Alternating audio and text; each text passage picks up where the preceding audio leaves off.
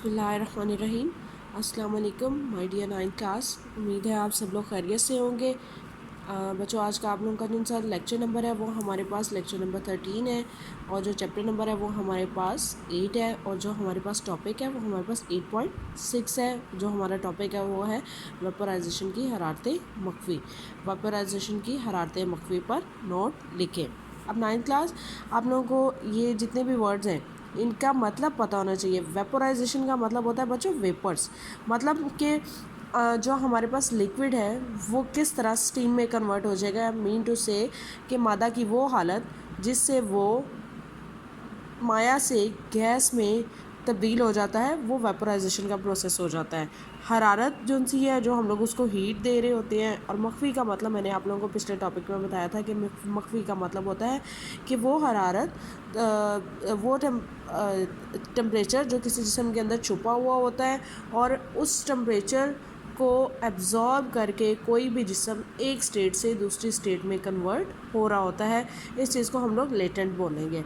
अब 9th class, इस चीज़ को देखें, इसी चीज़ को देखते हुए जो आप लोगों के पास टॉपिक आप लोगों का है उसकी जो डेफिनेशन बनेगी वो देखें। हमारे पास हरारत की वो मिक़दार जो किसी माया के यूनिट मास को इसके बॉइलिंग पॉइंट पर टेम्परेचर में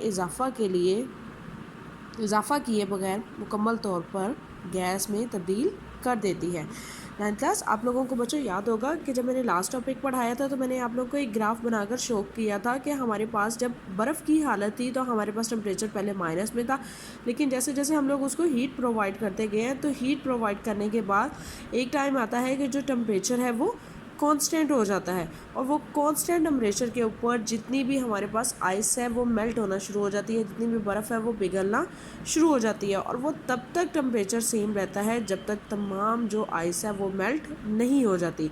इसीलिए हमारे पास जो पानी का मेल्टिंग पॉइंट निकला था वो हमारे पास 0 डिग्री सेंटीग्रेड निकला था। लेकिन अब बच्चों, जो सा हमारे पास टॉपिक है वो हमारे पास है वेपोराइजेशन का, मतलब कि किस तरह जो पानी है अब अपनी लिक्विड स्टेट से गैस स्टेट में कन्वर्ट होगा। उसके बाद जब 0 डिग्री सेंटीग्रेड पर जो तमाम आइस है वो पानी में तब्दील हो गई लिक्विड स्टेट में, तो उसके बाद फिर हम लोगों ने इसको टेम्परेचर देने का अमल कंटिन्यू रखा है। जैसे जैसे इसको टेम्परेचर मिलता गया है वैसे वैसे प्रोसेस कंटिन्यू रहता है। एक वक्त आता है कि 100 डिग्री सेंटीग्रेड पर जब हमारा टेम्परेचर पहुंच जाता है, तो 100 डिग्री सेंटीग्रेड पर पहुंचने के बाद जो टेम्परेचर है उस वाटर का वो कांस्टेंट हो जाता है, और इस पॉइंट पर आकर हमारे पास जो माया हमारा है वो स्टीम जो सा है उसमें कन्वर्ट होना शुरू हो जाता है। जब किसी माया को इसके बॉइलिंग पॉइंट पर हरारत मुहैया की जाए तो टेम्परेचर कांस्टेंट रहता है। ये पानी की एग्जांपल आप लोगों को दी गई है। इसके बाद आगे टॉपिक है जिसके थ्रू आप लोगों ने सारा कुछ याद करना है। अब हम लोग अपने टॉपिक की तरफ आते हैं। वेपोराइजेशन की मख्फी हरारत, जब किसी माया को इसके बॉइलिंग पॉइंट पर हरारत मुहैया की जाती है तो इसका टेम्परेचर कांस्टेंट रहता है। किसी माया को इसके बॉइलिंग पॉइंट पर दी जाने वाली हरारत इसके टेम्परेचर में इजाफ़ा किए बगैर इसकी हालत को माया से गैस में तब्दील करने के लिए इस्तेमाल हो जाती है।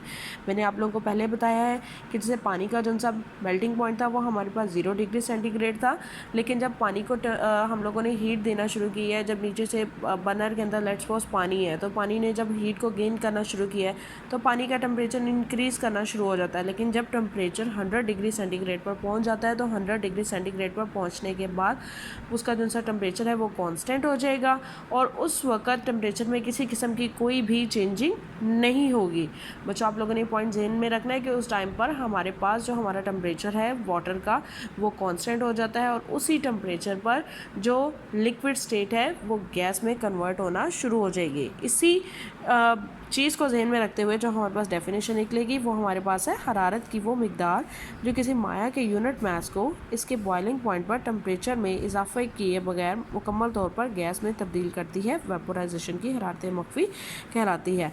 अब 9th क्लास, हमारे पास बच्चों देखें, जो हमारे पास दो बेसिक पॉइंट निकल रहे हैं वो हमारे पास एक है फ्रीजिंग एंड मेल्टिंग पॉइंट किसी भी लिक्विड का, वो कितना होता है हमारे पास 0 डिग्री सेंटीग्रेड। उसके बाद हमारे पास बॉइलिंग पॉइंट आ गया पानी का, वो कितना कितना आ गया 100 डिग्री सेंटीग्रेड। अब हमारी ये जो डेफिनेशन है, इस डेफिनेशन के अकॉर्डिंग हम लोग अपने फार्मूले को निकालते हैं। बेसिकली हम लोग फाइंड तो लेटेंट हीट ऑफ वेपोराइजेशन कर रहे हैं, तो हम लोगों ने लिख दिया HV, latent heat of vaporisation. ये वो हीट है जो कि हमें रिक्वायर्ड है कि किसी भी टेम्परेचर को उसके किसी भी सब्सटेंस के को लिक्विड से गैस में कन्वर्ट करने के लिए जो हमें हीट दरकार होगी।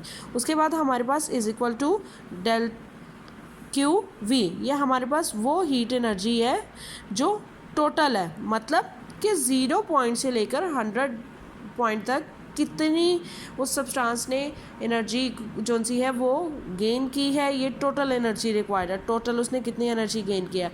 और पर यूनिट मैस में, कि मतलब हमारे पास एक मैस है, उसको लिक्विड से गैस में कन्वर्ट करने के लिए कितनी अमाउंट हमें दरकार होगी एनर्जी की, उसके टेम्परेचर में तब्दीली किए बगैर।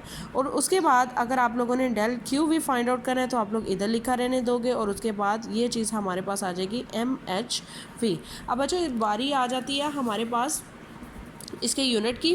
तो यूनिट देखें इसका आप लोगों ने कैसे फाइंड आउट करना है। आप लोगों को पता है कि जो हमारे पास डेल QV है उसका यूनिट जाउल है, और जो मैस है उसका यूनिट किलोग्राम है, तो इसका यूनिट निकल आया हमारे पास जाउल पर किलोग्राम। जब पानी को गर्म किया जाता है तो ये म्यारी प्रेशर पर 100 डिग्री सेंटीग्रेड पर खोलता है। इसका टेम्परेचर 100 डिग्री सेंटीग्रेड रहता है जब तक ये मुकम्मल तौर पर भाप में तब्दील नहीं हो जाता। इसकी वेपोराइजेशन की मकवी हरारत 2.26 × 10⁻⁶ जूल पर किलोग्राम है, यानी पानी के 1 किलोग्राम मैस को इसके बॉइलिंग पॉइंट पर मुकम्मल तौर पर भाप में तब्दील करने के लिए 2.26 × 10⁻⁶ जूल हरारत दरकार होती है। बच्चों ये आज का आप लोगों का टॉपिक था, और इसके साथ साथ जो आप लोगों ने एक चीज़ और याद करनी है वो आप लोगों के पास नेक्स्ट टेबल है।